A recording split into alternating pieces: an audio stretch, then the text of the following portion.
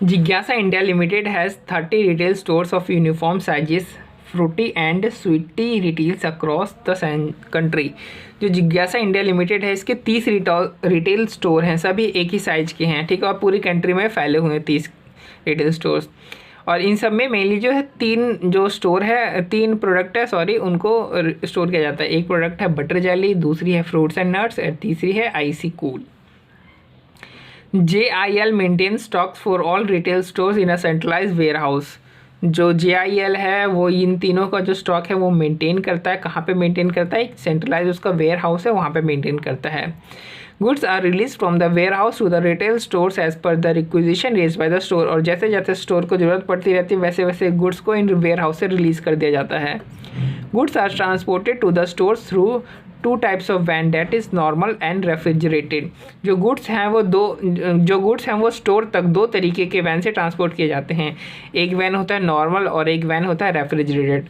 मतलब इनके कुछ गुड्स ऐसे हैं, ये जो 3 प्रोडक्ट हैं इनमें से कुछ ऐसे 1-2 निकलेंगे जो कि क्या होंगे? रेफ्रिजरेटेड, क्योंकि रेफ्रिजरेटेड वैन वहीं पे यूज़ किए जाते हैं जहाँ पे प्रोडक्ट जो है रेफ्रिजरेशन की ज़रूरत होती है। और ये जो वैन है ये हायर किए जाते हैं JIL द्वारा। ये JIL के खुद के वैन नहीं हैं। Cost per month of the JIL are as follows. और इन जो और कॉस्ट दे रखी है JIL की, ये पर मंथ की दे रखी है, ठीक है। तो warehouse cost per month है इधर। तो 1 महीने की जो वेयर हाउस कॉस्ट है वो ये दे रखी है। लेबर एंड स्टाफ कॉस्ट दे रखी है 27,000 की, और मटेरियल हैंडलिंग कॉस्ट दे रखी है 28,000 की।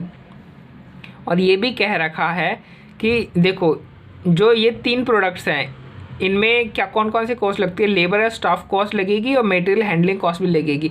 लेकिन इनमें से जो गुड्स होंगे जिनको रेफ्रिजरेशन की ज़रूरत होगी उनके लिए स्पेशली एक और एडिशनल कॉस्ट उनके ऊपर लगेगी। वो होगी कौन सी? Refrigeration cost. मतलब ये दोनों कॉस्ट तो सबके ऊपर लगेगी ही लगेगी, प्लस जो रेफ्रिजरेशन वाले गुड्स है उनके लिए स्पेशल एक और कॉस्ट उनके ऊपर लगेगी रेफ्रिजरेशन कॉस्ट की। कितनी? 1,52,000 रुपये की। और ये सारी कॉस्ट क्या है? पर मंथ की दे रखी है। फिर हेड ऑफिस कॉस्ट दे रखी है। तो हेड ऑफिस कॉस्ट हमारे लिए इररिलेवेंट होती है जब हम DPP स्टेटमेंट बना रहे होते हैं, तो हम इन दोनों कॉस्ट को इग्नोर कर देंगे। ये सैलरी, वेजेस और ऑफिस एडमिनिस्ट्रेशन, इनको आप इग्नोर कर दो। फिर देखो, फिर रिटेल स्टोर कॉस्ट दे रखी है। ये भी रिटेल स्टोर कॉस्ट कितनी दे रखी है? पर मंथ की दे रखी है, ठीक है। तो इसमें एक तो आती है लेबर रिलेटेड कॉस्ट 33,000 की, एक आती है अदर कॉस्ट 47,000 की। यानी ये जो तीनों गुड्स हैं इनके लिए ये 2 कॉस्ट आती है, ठीक है। और फिर इन तीनों में से जो रेफ्रिजरेशन वाला जो गुड्स जो रेफ्रिजरेटेड जिसको चाहिए गुड्स को, उस गुड्स के लिए ऊपर अलग से एक एडिशनल रेफ्रिजरेशन कॉस्ट लगती है। कितने की? 1,09,000। यानी ये दोनों तो लगेंगी उन तीनों के ऊपर, और ये सिर्फ उसके ऊपर लगेगी एडिशनली जो उन तीनों में से जिसको रेफ्रिजरेशन की ज़रूरत होती होगी। अब एवरेज ट्रांसपोर्टेशन कॉस्ट ये पर ट्रिप के दे रखा है, ये महीने का नहीं दे रखा है, ये पर ट्रिप का दे रखा है सिर्फ। तो देखो नॉर्मल वैन का जो है वो 3,200 का है रुपया एक ट्रिप का, और रेफ्रिजरेटेड वैन है उसका कितना है? 4,900 पर ट्रिप है। The chief financial manager asked his finance managers to calculate profitability based on 3 products sold through fruity and sweety retail stores rather than traditional method of calculating profitability। जो chief financial manager है वो अपने finance manager से बोलता है कि आपको जो प्रॉफिटेबिलिटी निकालनी है वो इन तीनों के लिए अलग अलग निकाल दी है। इन तीनों प्रोडक्ट्स का अलग अलग निकालना है, ट्रेडिशनल मेथड आपको फॉलो नहीं करना है, ठीक है। वो ये कह रहा है, मतलब एक तरीके से हमें DPP स्टेटमेंट बनाने के लिए बोल रहा है वो। कुछ और एडिशनल डिटेल्स जो है रिटेल स्टोर की वो यहाँ पे दे रखी हैं। कैसे? ये जो देखो 3 प्रोडक्ट्स हैं ना, इनकी सेलिंग प्राइस दे रखी है, इन तीनों की परचेज प्राइस दे रखी है। फिर एडिशनल और इन्फॉर्मेशन दे रखी है कि जो बटर जेली है और ये फ्रूट एंड नट्स और जो आईसी कूल है इनके कितने कार्टन, 1 मीटर क्यूब में कितने कार्टन होते हैं उनके, और 1 कार्टन में कितने यूनिट्स इन सब के रिस्पेक्टिव होंगे, और सेल्स कितनी होती है पर मंथ इन तीनों की वो। और ये तीनों जो प्रोडक्ट है वो वेयर हाउस में और रिटेल स्टोर में कितना कितना समय बिताते हैं वो इधर दे रखा है। जैसे बेली का दे रखा है रिटेल में 1 मंथ, वेयर हाउस में 1 मंथ। फ्रूट एंड नट्स का दे रखा है रिटेल में 2 मंथ और वेयर हाउस में 1.5 महीना। इस तरीके से आईसी कूल का भी दे रखा है। फिर नीचे एक बहुत इंपॉर्टेंट इन्फॉर्मेशन दे रही है कि जो बटर जेली और जो आईसी कूल है, देखो 3 है ना, बटर जेली, फ्रूटेड नट्स और आईसी कूल। तो कह रहा है कि बटर जेली और जो आईसी कूल है यहाँ इनको रेफ्रिजरेटेड कंडीशंस की ज़रूरत है। यानी अभी तो हमने जो देखा वेयर हाउसिंग कॉस्ट और जो रिटेल स्टोर कॉस्ट में जो रेफ्रिजरेशन कॉस्ट जो एडिशनल आ रही है वो इन दोनों के ऊपर एडिशनली लगाई जाएगी। और जो रेफ्रिजरेटर वैन की ज़रूरत भी किसकी हो, इनको रेफ्रिजरेटर वैन की ज़रूरत है। फ्रूटेड नट्स के लिए सिर्फ नॉर्मल वैन ही काफ़ी है। और एक और एडिशनल इन्फॉर्मेशन दे रखी है, बॉम्बार्डमेंट कर दी इन लोगों ने इन्फॉर्मेशन की, तो कि total volume of goods sold per month, जो हर महीने जो हम गुड्स जो बेचते हैं वो पर मंथ उसकी वॉल्यूम कितनी है, 40,000 मीटर क्यूब की वॉल्यूम की हम जो गुड्स है वो पर मंथ हम सोल्ड कर देते हैं। और इसमें से 40,000 में से जो 25,000 जो मैट्रिक क्यूब का जो गुड्स है वो रेफ्रिजरेटेड गुड्स हैं। तो 40,000 टोटल बेचते हैं, 40,000 में से जो 25,000 है वो किससे बिलोंग करता है, वो रेफ्रिजरेटेड गुड्स से बिलोंग करता है। और एक वैन की जो कैरिंग वॉल्यूम है वो कितनी है, 64 मीटर क्यूब है। Required calculate the profit per unit, हमें क्या करना है, प्रॉफिट कैलकुलेट करना पर यूनिट का using direct product profitability method.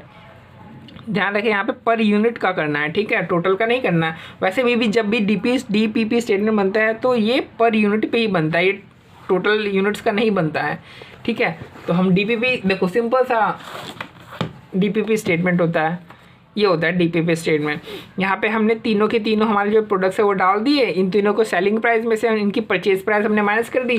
कहाँ से आई सेलिंग प्राइस परचेज प्राइस, देखो सेलिंग प्राइस परचेज प्राइस इधर दे रखी है ना, यहाँ से हमने माइनस कर दी, हमारा ग्रॉस मार्जिन आ गया 1 यूनिट का।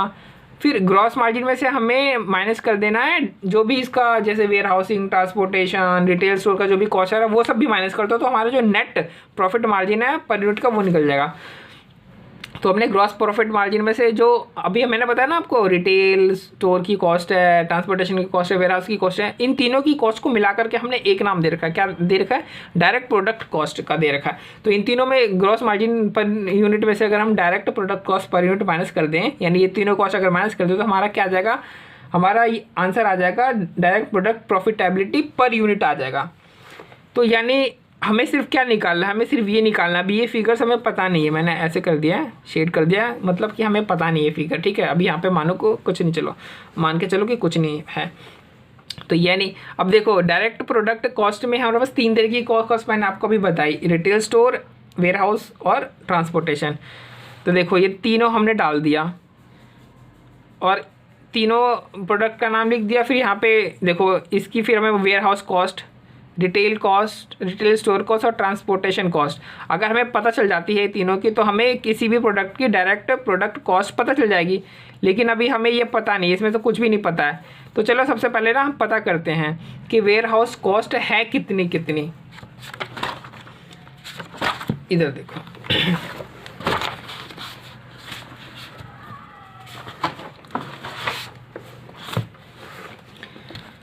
तो देखो वेयर हाउस कॉस्ट के बारे में कहता है कि लेबर एंड स्टाफ कॉस्ट और मटेरियल हैंडलिंग कॉस्ट ये सारे गुड्स के ऊपर लगेगा। यानी टोटल ये आ कितना रहा है, 27,000 प्लस 28,000, यानी 27,000 प्लस 28,000 आया 55,000। ये 55,000 सभी गुड्स के ऊपर लगेगा। 55,000 किसके ऊपर लगेगा, सभी गुड्स के ऊपर लगेगा। तो जितनी जो टोटल गुड्स हैं उनकी वॉल्यूम कितनी दे रखी है, तो यहाँ पे बता रखा था ना कि जो पर मंथ जो हम गुड जो सोल्ड करते हैं उनकी टोटल वॉल्यूम कितनी होती है, 40,000 मीटर क्यूब की वॉल्यूम होती है। तो ये देखो यानी ये जो वेयर हाउसिंग कॉस्ट लगी ये कितने वॉल्यूम पर लगी।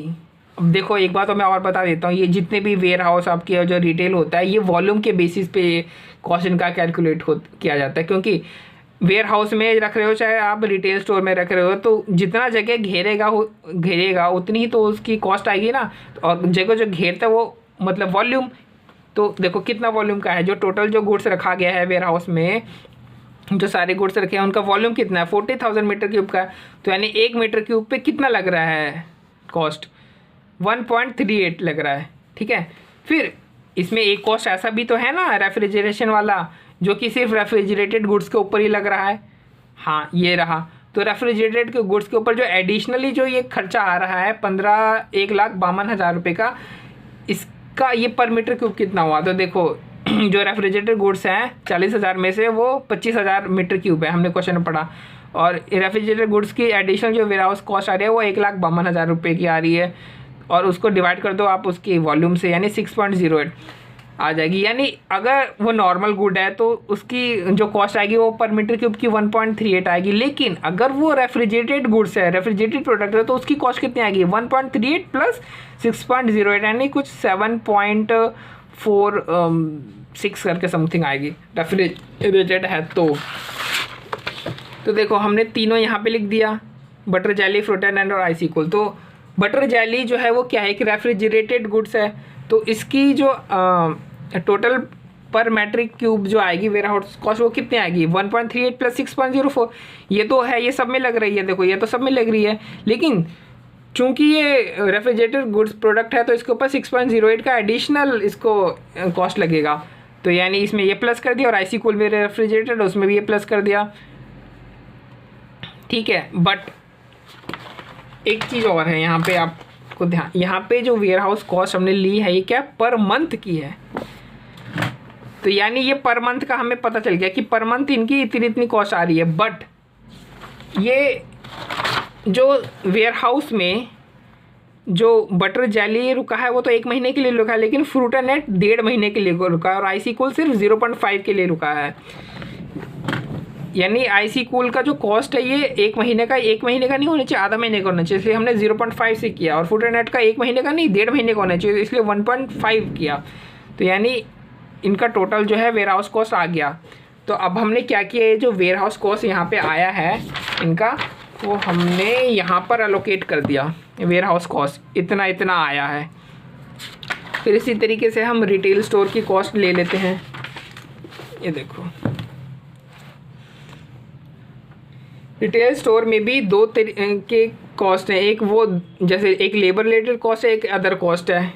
33,000 और 47,000 ये जितने भी गुड्स है सबके ऊपर लगेगा। 33,000 47,000 सबके ऊपर लगेगा, यानी 80,000। और सब जितने भी गुड्स हैं जो रिटेल स्टोर में बेचे गए हैं, यानी रिटेल, ये देखो गुड्स टोटल मंथ में कितने बेचे गए 40,000 मीटर क्यूब, यानी ये रिटेल स्टोर में भी कभी ना कभी आए ही होंगे, है ना। तो यानी और जो टोटल कॉस्ट जो रिटेल स्टोर की लग रही है वो 80,000 की लग रही है सभी गुड्स के ऊपर। तो यानी और इतना वॉल्यूम जो है गुड्स का है जो बेचे गए हैं, तो यानी 1 मीटर क्यूब पे कितना जो है कॉस्ट इनका हो रहा है 2। लेकिन इसमें भी रिटेल स्टोर में भी एक ऐसा कॉस्ट है जो सिर्फ रेफ्रिजरेशन गुड्स के ऊपर एडिशनली लगाया जाता है, यानी ये तो लगेगा ही लगेगा, लेकिन जो रेफ्रिजरेशन वाला जो प्रोडक्ट है रेफ्रिजरेटेड प्रोडक्ट है उसके ऊपर अलग से रेफ्रिजरेशन कॉस्ट लगती है। रिटेल स्टोर में भी कितने की लगती है 1,09,000 की लगती है। और रेफ्रिजरेटेड जो प्रोडक्ट्स हैं उनकी वॉल्यूम कितनी है 25,000, यानी 1 मीटर क्यूब पे ये इतनी 4.36 आ गया रिटेल स्टोर कॉस्ट। तो जो नॉर्मल गुड्स है उसके ऊपर 2 मीटर क्यूब लगेगा, और जो रेफ्रिजरेटेड प्रोडक्ट है उसके ऊपर कितना लगेगा 2 + 4.36 मीटर क्यूब, यानी 6.36 मीटर क्यूब लगेगा। तो अब बटर जेली और आइसिकल क्या है रेफ्रिजरेटेड है, तो इनका देखो 2 + 4 6 2 + 4.36 2 + 4.36 और 2 + 4.36 लगा।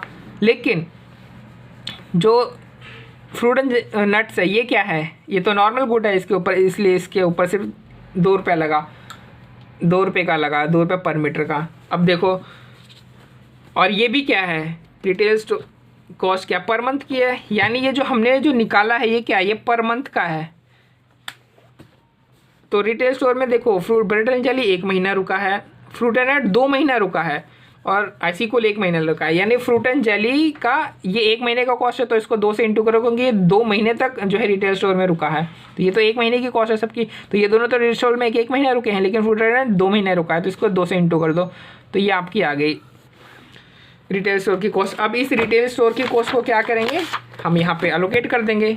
रिटेल स्टोर की कॉस्ट को एलोकेट कर दिया ना हम, देखो यहाँ पे पहले वेयर हाउस कॉस्ट को हम ऑलरेडी एलोकेट कर रखे हैं, रिटेल स्टोर की कॉस्ट को हमने कर दिया। अब हमें ट्रांसपोर्टेशन की कॉस्ट को और एलोकेट करना है, तो देखते हैं ट्रांसपोर्टेशन की कॉस्ट किस तरीके से एलोकेट होती है, कितना कितना आता है सब में। तो देखो 2 तरीके के वैन हमने देखे, एक नॉर्मल वैन देखा था, एक रेफ्रिजरेटेड वैन देखा था। तो नॉर्मल वैन की कॉस्ट कितनी आती है 3,200, रेफ्रिजरेटेड वैन की कॉस्ट कितनी आती है 4,900, ठीक है। और जो वॉल्यूम है नॉर्मल वैन की और जो रेफ्रिजरेटेड वैन की है वो कितनी वॉल्यूम है 64 मीटर क्यूब, 64 मीटर क्यूब है ना, देखो यहाँ पे लिखा हुआ है carrying volume of each van में आपकी रेफ्रिजरेटेड वैन और नॉर्मल वैन दोनों आती है। तो कैरिंग वॉल्यूम कितनी है हर वैन की? 64 मीटर क्यूब की है। तो इसको डिवाइड कर दो 64 मीटर क्यूब से, तो नॉर्मल वैन का जो कॉस्ट आता है वो पर मीटर क्यूब को 50 आता है, जो रेफ्रिजरेटेड का आता है उसको कितना 76.56। जो रेफ्रिजरेटेड गुड्स है वो नॉर्मल वैन में थोड़ी जाएंगे, तो सिर्फ रेफ्रिजरेटेड वैन में ही जाएंगे ना। तो यानी ये सिर्फ नॉर्मल प्रोडक्ट के लिए है कॉस्ट, और ये सिर्फ रेफ्रिजरेटेड गुड्स के लिए है। तो फ्रूट एंड नट क्या है? नॉर्मल है, तो इसके लिए 50 पर मीटर क्यूब। और बटर जेली और आइसी कूल क्या है? रेफ्रिजरेटेड वैन है, रेफ्रिजरेटेड प्रोडक्ट्स है, तो इनके लिए जो है ये वाली कॉस्ट आएगी 76.56 वाली। अब इन दोनों ये जो कॉस्ट आई है इनको आप यहाँ पे फिर से लोकेट कर दो। ट्रांसपोर्टेशन कॉस्ट आपने लोकेट कर दिया।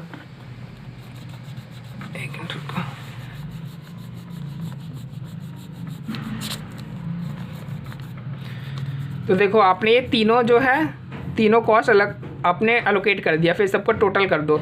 यानी आपको क्या पता चल गया? डायरेक्ट प्रोडक्ट कॉस्ट पता चल गया। इन तीनों प्रोडक्ट का डायरेक्ट प्रोडक्ट कॉस्ट पता चल गया आपको, ठीक है। लेकिन यार ये तो गलती हो गई, हमें जो डीपीपी स्टेटमेंट बनाना है तो पर यूनिट पे बनाना है, यानी हमें डायरेक्ट प्रोडक्ट कॉस्ट ये पर यूनिट का। लेकिन हमने जो क्या निकाला, हमने direct product cost per metre cube निकाला है।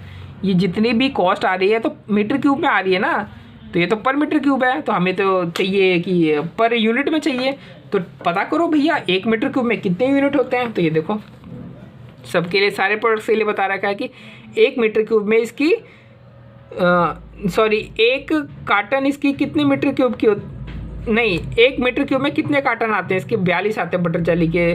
फ्रूट एंड नट्स के 28 आते हैं, और आइसी कूल के कितने आते हैं? 40 कार्टन आ जाते हैं। और एक कार्टन में होते कितने प्रोडक्ट है? 300, 140, 72। यानी अगर मैं कहूँ, देखो अगर 1 मीटर क्यूब में 42 कार्टन होते हैं और हर एक कार्टन में 300 यूनिट्स होते हैं, तो 1 मीटर क्यूब में कितने यूनिट्स हो गए? तो 42 गुणा 300 कितने हुए? 12,600 यूनिट्स हो गए। उसी तरीके से सबको कर लो कितने कितने यूनिट्स और डिवाइड कर दो। यानी 19.38 कॉस्ट लगती है direct product cost 1 metre cube की, और 1 मीटर क्यूब में है 12,600 यूनिट्स। तो 1 यूनिट की कितनी जो है डायरेक्ट प्रोडक्ट कॉस्ट लगी? तो इन दोनों को डिवाइड कर दो आपस में, तो हमारे पास direct product cost per unit हमारी निकल जाएगी। हमारे डिवाइड करके हमने निकाल लिया, इसको अब इसके अंदर डाल दो, direct product cost per unit के अंदर डाल दो। ये हमने डाल दिया, फिर लेस कर दो सेलिंग प्राइस में से। ग्रॉस हमने सेलिंग प्राइस में से purchase price per unit less किया, तो हमारा ग्रॉस मार्जिन पर यूनिट आ गया। अब ग्रॉस मार्जिन पर यूनिट में से हमने डायरेक्ट प्रोडक्ट कॉस्ट जब लेस किया, तो हमारा नेट जो प्रॉफिट मार्जिन है पर यूनिट का हमारा वो निकल गया। और हमें यही स्टेटमेंट तो हमें चाहिए थी, बन गई, तो सोल्यूशन एंड होता है यहाँ पे।